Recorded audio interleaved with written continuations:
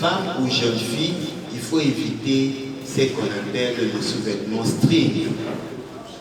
Pourquoi je le dis? Je commence par le tissu coton, nylon plutôt, ou polyester. Pourquoi? Parce qu'il était innocent. Pour satisfaire sa femme, il met sa langue et ça lui pose du problème. Et le soigner aussi, ce n'est pas facile. Alors, j'ai eu à rencontrer plusieurs femmes comme ça.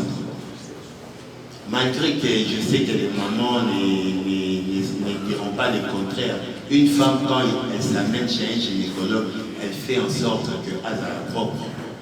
Elle ressemble à ce vêtement. Mais cette vidéo a été sponsorisée par Gilles Mosimbo depuis l'Australie. Botaming Balandi, émission IVPT Institut de vérité pour tous, et Amira de la presse. Ton nom esthétique Mbemba, mon et maman Gilles Motengo Nyamumboshi. Derrière la caméra, c'est donc c'est Makassa, mon et maman Caroline Bayoko, et papa Jacques Makassa. Na réalisation ya Yemoko Blaise Nzoudi. Ticket Nzambe Apambo Labino. Liboso ya micro, Tolobikaka, ton nom esthétique Mbemba. Il ressemble zate. Topese sous mote mingi pa ya sponsor officiel te Gilles Bosembo, hein, kuna na Australie peto bosa te JC Kano. Maman Monique Kan, peto bosa ni te Tantine Espérance Kanza. Maman Luzolo Kanza. Maman Marie José Kanza. Ticket Nzamba Pambo Labino. Tozongeli susu na kati ya masolo na biso po ezo continuer za série na mulaia. Fobo mesana po eza makambo ya kitoko biso tozongi na kati ya imika. Po soto bito tia nyoso tu bo lemba biso. Mais on bo supporter ça va parti. Ya to sala ba émission bon po bo lemba te po même maté solo. Surtout soko la o raté maté oyo boye oza kokufa.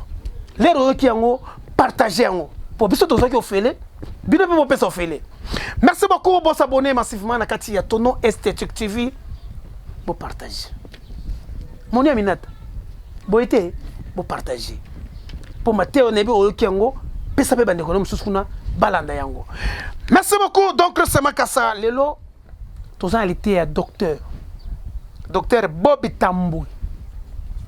Docteur Bobby Tambwe alobeli biso nini? Na biso tango na yoka ki matea wana ezaki somo. Pokune ezalaki mituna biyano. Bituna mi bokolanda yango. Docteur Bobby Tambwe alobeli biso nini? To lutter contre l'infection. Il y a donc to lutter contre l'infection. To lutter contre l'infection na ndenge nini? Ngai na bino to landa nini docteur Bobby Tambwe nini alobaki na kati ya sala imika ezalaki somo. Bato ebele bakamwaki. Onzo ne zalaka nde boy. Ongana sala nde boy. Yaya to landa matea oyo ezaki toko makasi. Donc c'est Makassa. Donc ça sont des éléments à docteur. Sur votre chaîne Tono Esthétique TV. Le soin vestimentaire. Ce qui est conseillé pour les femmes, c'est le tissu qu'on appelle coton. Et le coton doit être 100% coton. N'utilisez jamais le polyester. Ou soit ce qui est dans la salle de ou est à 100% coton. Vous-même, vous savez comment apprécier ces tissus-là qu'on appelle coton. Aussi, chez certaines femmes ou jeunes filles, il faut éviter ce qu'on appelle le sous-vêtement string. Pourquoi je le dis? Je commence par le tissu coton, nylon plutôt, ou polyester. Le tissu nylon ou polyester garde longtemps les microbes. Ce qui fait en sorte que quand une femme se promène, il dégage beaucoup d'hormones à travers sa transpiration en mouvement. Et ces tissus-là, nylon, gardent le plus longtemps possible les microbes. Et ces microbes-là se propagent. Parce qu'au niveau du vagin ou du méa urinaire, il y a un germe parasite. Pourquoi je dis parasite? Ce germe-là ne cause pas un dégât, ne cause pas un danger. Son milieu habituel, c'est dans le vagin de la femme. Le germe en question, on l'appelle Candida albicans. Ce germe en question, une fois déplacé de son milieu habituel, il n'est plus parasite, il devient pathogène. Quand je dis parasite, c'est-à-dire il ne peut pas donner une quelconque maladie. Un exemple.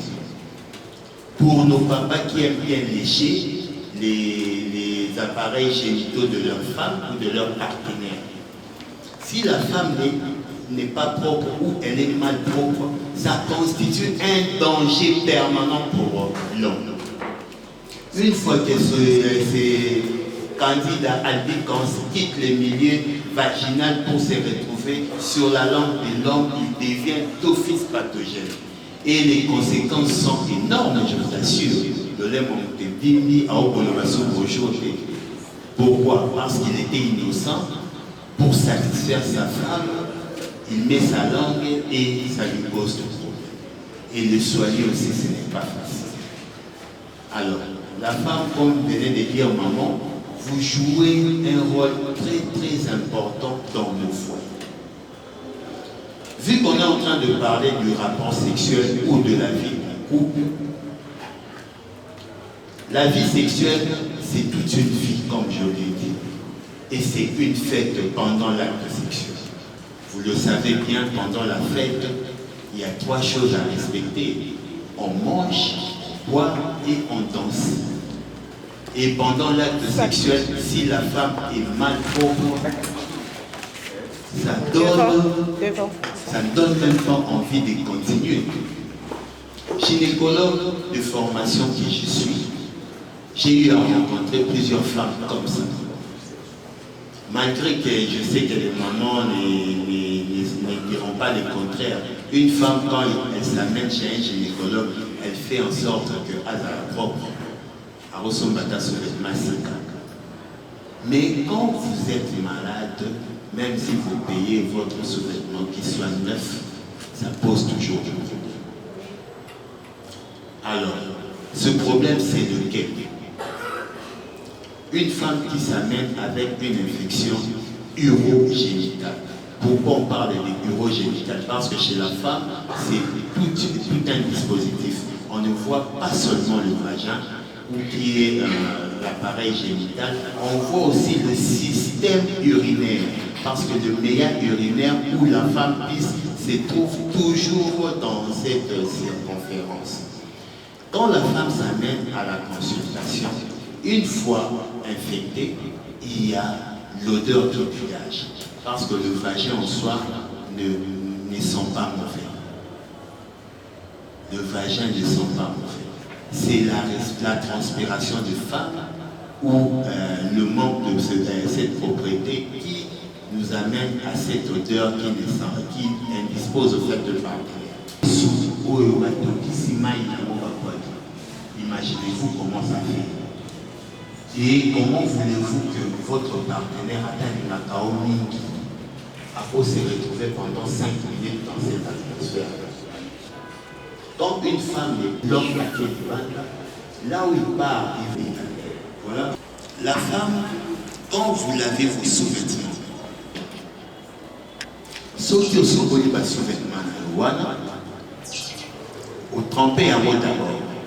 Sauf que vous avez germol ou quoi, ça dépendra de vous. Mais il est conseillé, il y a pour chocolat sous-vêtements, détergent, il ne faut pas savoir en mathématiques. Le détergent, c'est mieux. Ce que chocolat ou rincer, après avoir rincé les sous-vêtements, au Kangayango na singate dans le séchoir de Okangaka sous forme de coffee. Non, c'est strictement interdit. Il faut au Tangayango na singa. Tant que vous avez na singa, ou étaler yango vraiment. Pour retourner à ma question, pourquoi il faut l'étaler? Donc étaler pour moi il est soyant. Na moi il a un rayon ultraviolet. Rayon wana ya monte ko sala et bouma ba microbe wana oyo ezali na sous-vêtement après avoir lavé. Ola n'a jamais sous-vêtement ya maille. C'est vraiment interdit. Sauf qu'au tani il faut oser la ekao. Évitez de le sécher dans le congélateur, dans le climatiseur, ou split, dans le ventilateur. Non, il faut mouiller et jouer. Ce qui mouille et jouer et que chaos qui bien, et ce qui en a il faut repasser Yango. Ce qui aurait passé Yango bien, au Kangayango n'a pas foulard. Luka place moko ya bien au Kangayango, au Tani Yango bien pour protéger Yango. Ce qui ont protégé Yango, ce qui ont respecté, voler wana na loti, voler génie, de expose na nzoto na yo moko, ndenge nini okosokola, okoti na douche na yo. Je pense qu'il y a certaines sensibilités, mais je vais essayer d'être un peu bref et puis résumer le cas. Ce qu'on continue à toucher, aux ans à 2 heures, on a un savon épelé, aux 8 savons, on a chocolat. Bon, à l'époque, maman n'a pas papa n'a pas boébi, savon, il y a un solatier, et on utilisait mon maman. Soko na sous-vêtements, sokoli appareil génital na yo. Ozala jamais pour utiliser ba gants. Il faut utiliser les sacs na yo, maboko na yo. Quand on sokola yango, on reçoit côté maboko na maille savon, on nettoyer, éviter que le savon écoute na kati ya voie vaginale ou voie génitale. Pourquoi? Parce que dans le cas de la voie génitale, tissu oyo, oso oyo, nous allons en tzoto, dans la voie génitale, ils ont mon côté. Wana, ils sont très très sensibles. Déjà, milieu acide, déjà milieu dans mon fond, dans la biochimie, nous avons un potentiel en nitrogène. pH égale à 1. C'est-à-dire qu'il est trop acide. Ce qu'on a au bâtisse, sous acide, sous acidité, au moni et l'eau moni au sable. Ce qui est au sokoli bongo, au pangusanayo, il faut poser la serviette au yo sale la kayo moko, au san sagana papate. On a 1 plus 1 izalate. Wana eza serviette na yo moko. Vous prenez votre serviette, vous commencez à essuyer de devant vers derrière et non de derrière vers devant. Pourquoi? Parce que le vagin est un nengenango. Le microbe venant par derrière peut infecter aussi le devant. Vous essuyez seulement le devant. Si vous terminez à bien essuyer le devant et vous passez par derrière, et ensuite vous pensez comme ça. Les conséquences de non-respect à Makambo dans le lit des années. Conséquence numéro 1. Ils arrivent à infection à répétition. Au comment docteur, infection à ici là. Docteur, infection à aussi là. Avant infection à ici là. Est-ce que de Yomoko aux alliés pour respecter ou les alliés prescrits donnés par le médecin? Ceux qui ont respecté à monter, c'est que l'infection a eu aussi là. Or, ceux qui ont infection a eu ici, c'est quoi la conséquence? C'est la stérilité primaire. La stérilité, mais sous ces abattés au Cameroun, infection à répétition, il y a un monde qui peut s'abattre la stérilité. On est de soigner l'infection, de soigner stérilité pour soigner. C'est très dangereux. Alors, ceux qui ont respecté Babylon, tous ont besoin de tout bien qui sa papa pour soigner Binomi. Et aussi, je profite aussi de l'occasion pour m'adresser à mes papas, à mes grands frères, les jeunes frères, si vous êtes dans la salle, que nous devons protéger nos femmes. Il y a certaines infections des femmes et où tu n'as pas la mission du bail. Ceux qui ont un partenaire ébélé. C'est-à-dire que papa a la manangaï, mazalaka susuna mukimokokuna asokola manae bien. Tant que vous choper l'infection et kuna aye atikeli ngayango, atikeli yo yango. Tant que vous tikela yango, attends pour se faire soigner. Ce qui papa a dit qu'il vit c'est que Yopé Okobitaka. Voilà pourquoi, soin Yamwana Mwasi, Bisomibali besoin d'intervenir. Et puis intervention wana ya libali esuka ataka bongote esuka kape na kolata. Papa okoki ko garder sous-vêtement pendant 2-3 jours. Soki ata na ndenge na yo moko biso pe libali ya moto na ba négligent. Soki ata na ndenge na yo moko ko soigner 2-3 jours salamwa ta pona maman. Au protéger. Ce qui vous protégez au moment où votre vie de couple sera vraiment saine et vous allez vivre votre vie sexuelle en harmonie comme pas possible. Je vous dis et je vous remercie.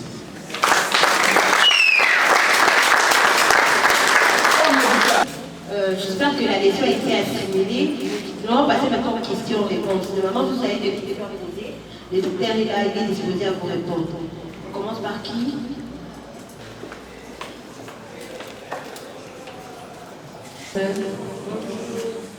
Ma question est celle-ci. Docteur, s'il vous plaît, est-ce que les alaka important, bon, disons, dans les raison ni au les alaka ceux qui moi si azo regarder sous-vêtements sans pourtant pour laver, donc à l'ati aye à combien vous quelque part après aye pour la nuance.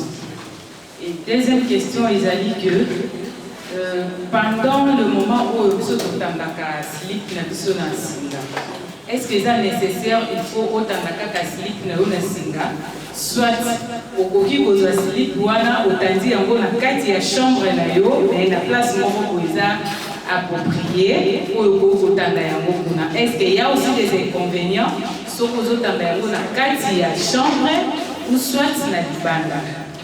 Merci. Merci maman Céline pour cette question. Alors, je vous signale, sentez-vous à l'aise, posez toute forme de questions, on est disposé à vous répondre. Merci maman Céline et Céline. Pour la première question, je vais dire ceci.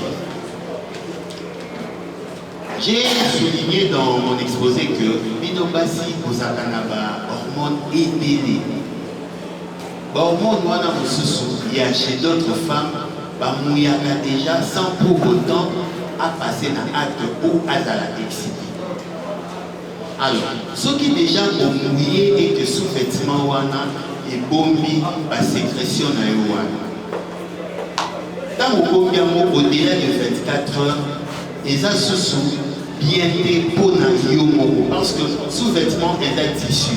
Yomo vous remarqué que sous-vêtement tolatala a toujours dit comme chaque jour. Mais comme on a période où il est mis et commis ma casse. Mais a fortiori que yozo bomba mon microbe wana pour onika plus tard. Plus tard à mon éviter onika temps. Ils ont endommagé santé. Donc là il faut éviter. Peut-être on peut tolérer, selon les livres, selon certains auteurs, 24 heures à 48 heures. Ce qui est à côté là, c'est très dangereux. Là, il faut éviter. Tozo mala la conséquence soit il y a la stérilité ou ils ont découlé dans l'infection urogénitale à répétition. J'espère que là, ça satisfait la première question. Ok. Pour la deuxième question, dans le bac on peut exposer, on a besoin de rayons ultraviolets ou ils en ont. La chambre, rayon est pour tarata. Voilà pourquoi bateau basali architecture baye sakabango que fenêtre ya chambre il faut épais ça na côté ya est pour na boui wana ekotaka na tongo pour na soki kolali na ba ya ba respiration ba ko belé tango mo ezokota na ba rayon ultraviolet wana pour na aérer pe ndaka. Et à combien plus forte raison sous-vêtements où ils ont l'intimité na yo ils ont mo été au combat au kanakati. Donc, microbes qui vont s'accumuler et puis c'est dangereux pour nous. On prend le bar du master. Merci docteur pour l'exposé, très intéressant. Ma première question, c'est par rapport à la culture. Déjà, l'exposé de la Bolognie, il n'y a pas de tabou. Dans mon expérience en tant que pasteur, vous rencontrez des jeunes filles, des adolescentes qui ont des problèmes du fonctionnement de leur corps. Si vous posez une question sur le nom maman de Ponani, tantine de Ponani, ils sont d'accord sur le Ramakabote. Et à plus forte raison, étaler son sous-vêtement au fil de la cour commune, sur les matas symboliques. Qu'est-ce que vous pouvez dire par rapport à cela? La deuxième question, est-ce que ce qui n'a étalé que pour les ultraviolets, la rayon, mais n'arrive pas à s'arrêter régulièrement? Et ça, c'est la vérité. Merci. Premièrement, pour répondre à la première question, culture na biso wana oyo ya bomba, il faut te bannir. Les oyo, peut-être vous n'avez pas grandi comme nous. Biso tokoli, na yako kuta bato bakoli na babire, babetaka babale, bafi basala babantango. Mais les bana baza plus connectés que nous-mêmes. Alors, ceux qui sont connectés que nous-mêmes, il y a même certains enfants qui ont un film pornographique. Il faut, en tant que pasteur, la sexualité doit être prêchée même à l'église, mais conformément aux lois bibliques. Ce côté, il va monter. Au moment où la sœur ça m'est arrivé, mon toisin vierge a été mais infectieux à ma casse. Pourquoi? Parce qu'il y a le non-respect, il y a la prescription, il y a le médecin. Donc la réponse que on a coupé ça, il faut côté à Mamo et à Mou. Pour attendre, ceux qui côté Mamo et à monter au monde, à la longue, sur la zone, il y a la place, pas si un médecin. Pas s'il y a des parents, pour qu'ils soient deux fois de la victime. Nous ne voyons pas 2 fois, 3 fois. À ce guérison, un médecin, à Ebi. Or, il y a beaucoup à la ligne et non au médecin. D'où il faut lever vraiment cet équivoque-là au nom de la table. Il y a côté de l'homosexualité comme ici. Pour répondre à la deuxième question, il y a certains germes, certaines bactéries où on va faire l'affaire ils ont dirait kyste. Kyste pour le maman, à tout le monde a plaque. Et pour le maman, il faut que tu aies un moto où il est à 100 degrés Celsius. Donc, la bactérie, nous pouvons faire bien. Il faut 4 par rayon ultraviolet. À tout une affaire à Okofati. Voilà pourquoi tu préféreras pour prévenir et pour guérir.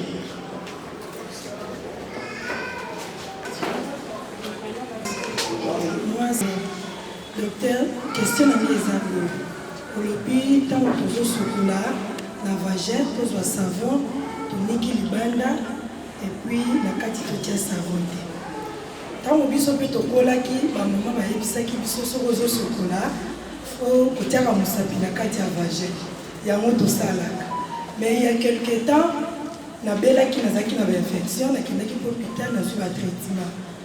Et quelques semaines, Kakawa, vous avez la vidéo, Bazo Loba, tout ça qui a Vagé.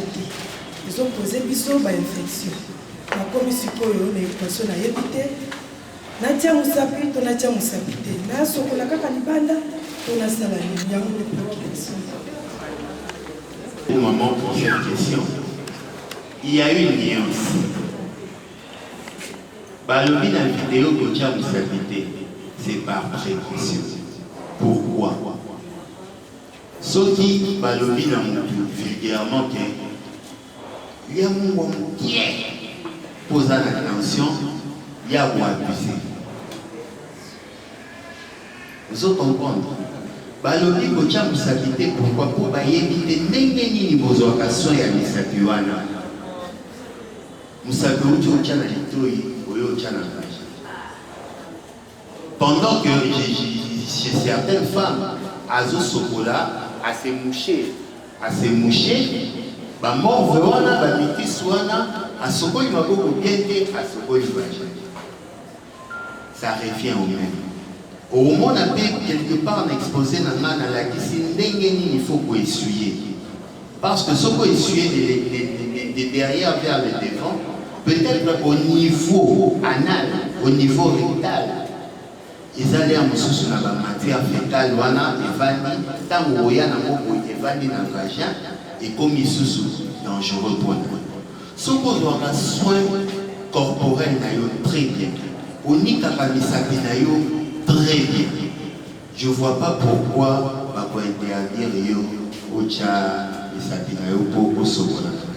et pour nous les gynécologues, quand on fait des touchés vaginales, on fait quoi? Vous comprenez? Donc sur ce point-là, il faut nuancer. Hein? Nuancer. Et aussi, Kocha Moussapiwana, c'est très important. Pourquoi? Au Koye, pour ça, la distinguo entre infection et grave et infection et grave. Pour ce infection grave, au Koyoka, la perte blanche abondante et bah monsieur se dit marana bah caillou le roi bah mika. Bah monsieur se change à couleur comme chocolaté. Et puis voilà, café au lait. Et puis les abos au rochazo loté. Mais ce qu'on a la zone la biso tout ça on chaque jour. Au gros ananda vous n'auriez solo l'eau sur la main mais non pas solo. Vous comprenez un peu?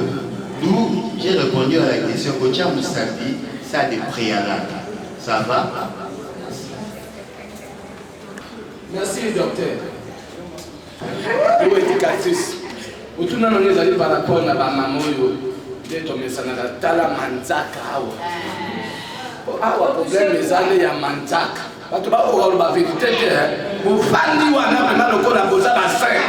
Ils ont une victime. Majorité a victime de la liberté. Moto, na sukola kanzo, sukola nenda même taille, on va dire que ça na 3 mètres. Oh, touché point. Non, mais on le battait. Par rapport à ma maman, parce que majorité bala qui s'accape manza, c'est là la son manza comme maman moko. Ah maman on a noté. D'ailleurs pas qu'il a commis la noté.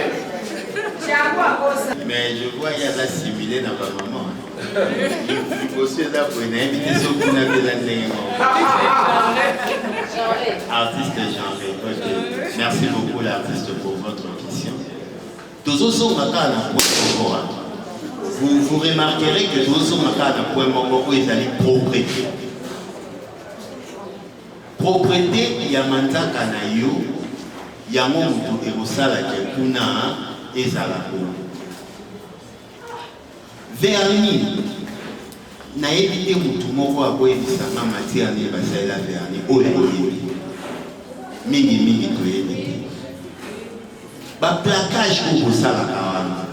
Matière nini ko bosalela mo po boyeba ke ezali bien. Ce qui est plaqué, c'est dangereux pour nous déjà. Pour awawa na manzaka awa au monake, les microbes sont que continent na kati kuna et fandi non et fandi quand on fan bawana au rocha misapi bien parce que le resuka na niveau moko et puis microbe wana il na niveau vagin et fandi. To yebi nature ya microbe wana et c'est aussi très dangereux pour vous. Des deux manzaka wana ya momoko wana ekoki koposer yo ba dégâts ekoki kobanda kozokisa yo soki ndeti ezokisi yo pota kati oyebile baswana okoyeba nde baswana d'où la propriété sexuelle ezaka wana te ezaka na niveau nyonso oyo ekopesa conséquence na niveau sexuel par rapport ya makambo wana nyonso na yo.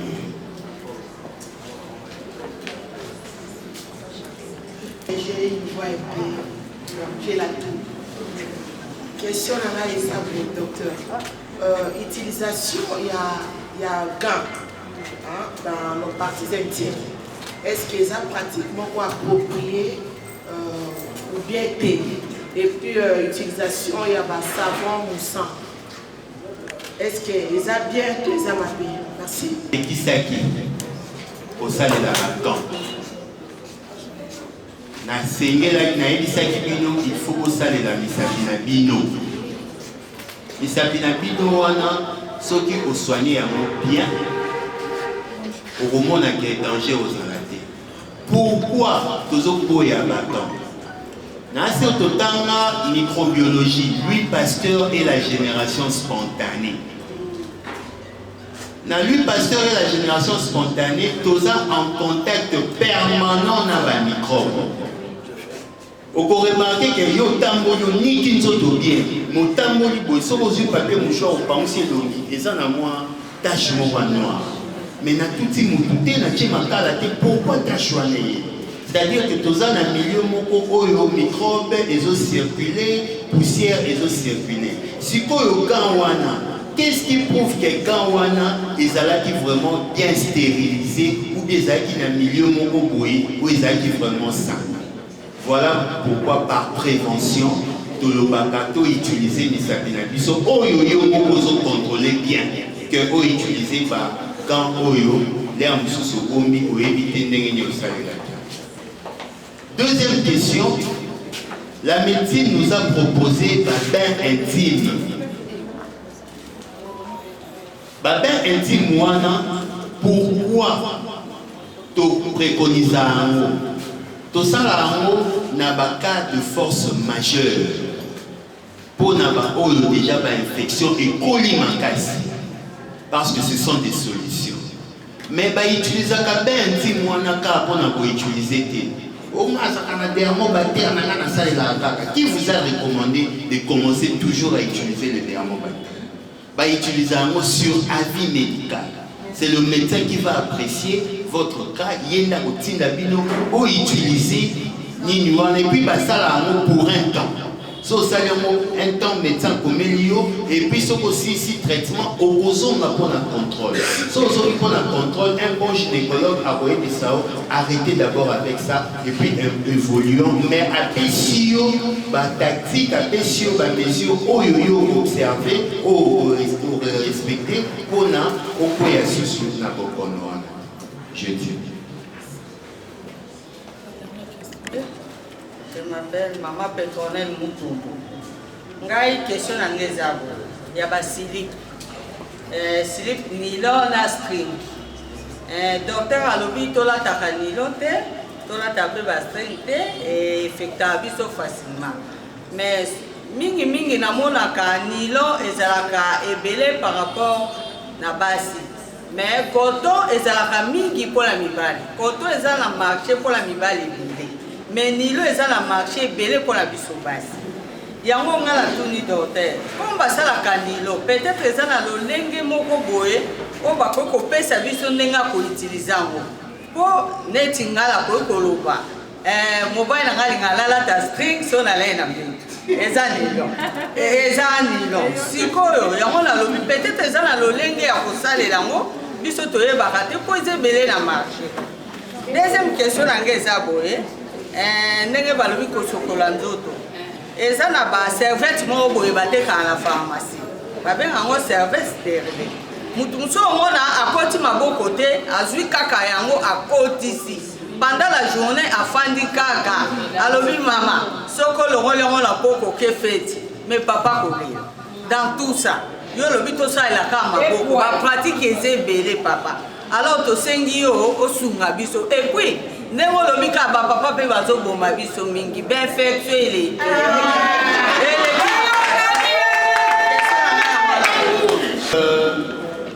Tout ça trop sensuel. Au moins string n'a pas de caleçon avec dentelle, c'est ce qui excite les autres. Alors, au moins la paix que non, bah je automé la rayon pété pour ma radis. N'a interdire bien strictement pourquoi? Parce que ceux qui n'ont le rigola taramo, bah tant mon gogo et boa puissaka toujours. Boa puissaka toujours. Le string est là pour orner. String est protégé au navilo pour mon côté. Ceux qui ont volé à la mode en béton. Quand on l'a en béton, je ne pense pas que ma maman va repasser à drap. Je ne pense pas que ma maman n'y soit pas tendance à mon amour et ce que tu as dit, est-ce que vous s'est rassuré que mon bébé ou la température ambiante soit dans la chambre là-haut et ça? Voilà pourquoi on interdit Babylone pour exposer. Ce qu'on a dans mon pour on est pour séduire papa, oui, momentanément. Mais ils ont la vie quotidienne na yoté. Autant moli ou fandi na autant moli ou fandi na. Pour remarquer surtout et pas balayer que na biso lelo, asa qui to commenço à fandi pembe na, azo bien ça, Solomon boyo kanika mutema. On va dire mais ça no kina kitaka ah, surtout ce qu'on a taxi. Na kitaka ah. Et puis fandi na yo oyo kaka solo na yo dans l'hôpital. Sur ce, les dino bosi maté à vous profiter à votre tour côté bande mon ami so côté à bala biso pour nous propager. Pour la deuxième question, question Ezaki Sounini pour la base serviette. OK. Récemment, ministère de la santé a outil kokanga ba firme pharmaceutique mususu. Ce qu'on moni na ba condition ko bazo fabriquer ba comprimé ba cacher automelaka. O melaka so ba kisi mususu te so na komeli oyebe kongo. À combien plus forte raison eloko oyo monika achena sachet mais oyebi ne basali ya mo. Voilà pourquoi nous là, corps médical, on est en train de vous protéger. Pour passer la bino, ils avaient moussala na biso makasi. Pour balobaka médecin ada buté na obligation de moyens et non de résultats. Ce qu'on est na maladie na yo aussi la médecin ta sali ils ont des cancers. Tant on dit cancer les tumeurs bénignes, des cancers c'est-à-dire résultat ba métastase. Médecin azokomba okaka pour vivre longtemps. Mais ayebi ke okobika te. Alors pour éviter ka mingi tokoma na ba niveau wana ya mwana médecine préventive et l'équipe médecine curative. Pour la ressource qui ça par rapport à papa, na betali c'était makasi na lobi ke biso pe to randara bino service malamu. Pour comprendre biso kindumbe bandala to la ki ba bébé. Ceux qui maman baisse na peu la gauche, alors baisse na la droite. Kindumbe ya mama.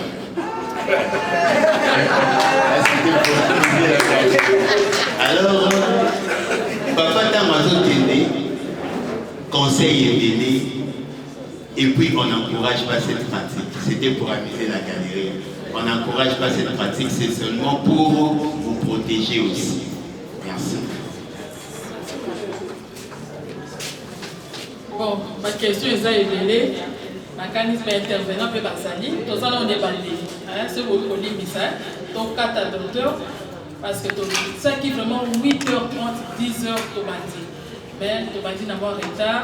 On te dit que ceux qui ont eu docteur 2 heures de temps à cause de vraiment la pour la biso et docteur Mélanie Paza Kota Zozela nutritionniste de la biso Pazali, maman Karon Azali. C'est quoi Talakota la kaka. So to bito continuer ma question. Akansi to programmer des sous-sous. To programmer pour docteur à merci pour répondre à biso. Le place où on a de l'occupant. Bah quand les amis qui t'es qui nous avec la nouvelle technologie, peut-être que à Coton et Banilon, les autres séduire ma case. Ils en fabriquent en grande quantité au détriment il y a coton. Or, par moi, ça les médecine, le bois a sauté. Bah, il y a des inconvénients, le bois a sauté. Par moi, ça va commerce n'a pas un mot. Quand on va au commerce n'a pas un mot, puis sauter tous en pratique. Ok, mon tour à soupa, mon ganga, ma maman, maman, la cabanette, la bango. Les gens là-bas, si mes sous-sous, pas utiliser un coton, ma tienne à 4. Est-ce que les gens là, malam? Bon, mes sous-sous, peut pas jouer à pampers. Mes sous-sous, tant qu'on kala, on a émis tant qu'on a pour mon règle, mon ana, ma maman, baza, on peut servir sur bakitenzi. Bakitenzi à ma puta. Dès qu'on a côtier, parce que ma mi extra, bah, l'eau, voilà, les araquidés. Est-ce que inconvénient ni les alliés na babilo ko ba usage ne so twana o wapi ya malamu tokoki kosala parce que moi si ta maman na kabarek les alliés ville na presque mobimba et puis accompagnement wana les lobbies sont aux expériences to moni mais bana na biso eloko ni to wi ko conseiller bango eloko ni to wi ko tira ko na bana biso ya basi ba banda ko utiliser ngo surtout ba ko bana pe ko mona ba règle. Merci beaucoup, maman, pour la retourne. Règle en soi, ezali processus. Et où taranakati, ezali maturation dans mon étape dans mon nyonso pour aider. Pendant que yango eza na nzoto eza ya yo. Mais ceux qui déjà commis mobiment eza ya yo te. Pour dire que eloko eza na nzoto na yo eko protéger yo. Eloko eza censé ya ozala na nzoto na yo te ekoki ko protéger yo te ekomi lokola ennemi na yo sur le plan médical. Sur ces règles ntango ezobima bachaka bande wana hygiénique eza approprié. Éco-absorber, règle, éco-tikala, sous na kati. Par contre, compresse, papier hygiénique, ils ont empêché un mot et bien. Or, ceux qui ont empêché un mot tikala, vous remarquez que règle, ceux qui salissent 1 heure ou 2 heures, solo nango échange. Pour retourner, pourquoi solo nango ils ont changé? C'est-à-dire qu'ils ont viré vers Opola. Or, ils ont vers Opola, ce qu'on a ils ont un milieu propice pour l'infection. Il est conseillé à Kocha bande hygiénique. Aujourd'hui, dans l'ancien temps, vous allez utiliser la vitesse. Je ne sais pas comment est-ce que maman va soin. Et je ne sais pas comment est-ce que la médecine évoluait en son temps. Mais pour dire, avec la médecine actuelle, il est préférable qu'on utilise la bande hygiénique où ils ont approprié. Pampers thé, couche thé, caca ni des bandes. On va appeler le balai Waka pour une prestation.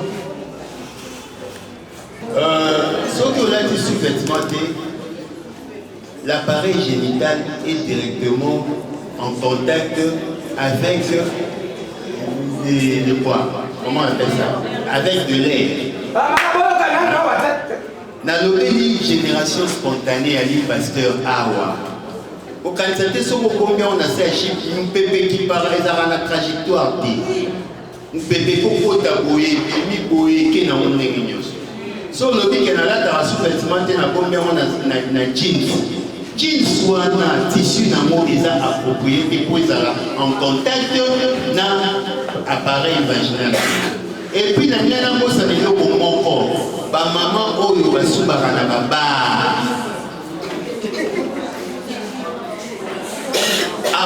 Ma souba, oh, solo, oh, kamanaba, ils ont ammoniaque. Je pense que c'est un hashtag, la formule. Ammoniaque est très dangereux et puis le vagin d'une femme est sensible à cet ammoniaque. Au remarqué, on a soubaïka na kif, on a télémaki na maouké na zaki na ba.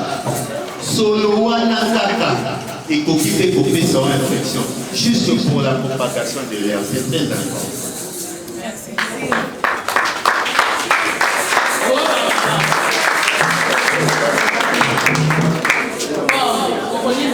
Sur votre chaîne Tono Esthétique TV. Merci beaucoup. Na banzi ebele bazuma te ya boyo kindenge Dr Bob Tambwe alobeli biso. Femme sociale bazalaki wana, sekele libala ba mama bazalaki wana, ezalaki somo. Na banzi bomoni mituna pe docteur abaki boko yo kape biano na bino, ezalaki somo kitoko makasi. Na banzi moko na moko ayoki a comprendre abi oh surtout ba maman bi oh boende boki ba mituna boki ba réponse à docteur. Merci beaucoup maman Maria. Isika ozali tikete nzambe apambola yo. Mama Ewaka mama na biso moko pe na bosanité mama Costine Bomandeke. Isika ozali bientôt zo postuler même mama Ewaka pe zo postuler pour balobi tono faut zaka sima na biso. Pour to za sima na bango abiko tika biso te. Pour bango ba pesa biso confiance nde ba benga biso kuna pour to zo ba bililo bomoni oyo. Ezama sécurité. Pour ceux qui ont dit que qui côté, ils ont amiral te. Nzambe apambola mama Ewaka, apambola mama Akostine Abomandeke sikozali. Ticket nzambe apambola bino. To komi pene suka émission na biso, na base bolandi matea, ndenge docteur Tambwe Bob autikoloba. Biso tout moko o ba komi akomi. O ekoti epe akoti. Pour tout ba ke pour na éviter pour na perfection ça ndé boy ah boy ndé boy pour le beleza biso bien mibali na banze boy kininga lobi wana Nzambe apambola bino tika ete bo s'abonner massivement na katia chaîne na bino Tono Esthétique TV bo partager ba lien et ko sala bien makasi hein et ça la kitoko bo s'abonner yaya onde ko na bino so bo talinga na ba parisien refoulé bo talinga na mondimi bo talinga na ba kachu yaya na kufaka boy kaboy mais tant bino bo za ko s'abonner et matina comme na boyeba nombre wana et ça l'a bien de on a mis notre nom pour vivre nabi maman Espérance Kanza Sepeli maman Zolo Kanza Sepeli maman Marie José Kanza on a la famille maman Elisa Kanza miko na zana bango tikete Nzambe apambola bino pe na bosanité maman Charlie Betof maman Charlie Betof maman na Yannick tikete Nzambe apambola yo pe na bosanité banyo surtout voilà la kinga Nzambe apambola bino. Derrière la caméra, c'est donc Chris Makassa. La réalisation, il y a Blaise Zodi. Liboso micro, Tono Esthétique Mbemba. Mon maman, j'ai dit mon témoignage mon bouche. Ah, obi na bosse mon minata. Ah, na lili mayamba, moteba fardes mayamba. Waouh! Zamba pambola yo donc Chris Makassa. Tokute na bino na mbala ma sponsor officiel c'est Jelibo Sembo. Minga osambezate. Bye. Cette vidéo a été sponsorisée par Gilles Mosembo depuis l'Australie. Sur votre chaîne Tono Esthétique TV, n'oubliez pas de vous abonner et d'activer la cloche des notifications et liker nos vidéos.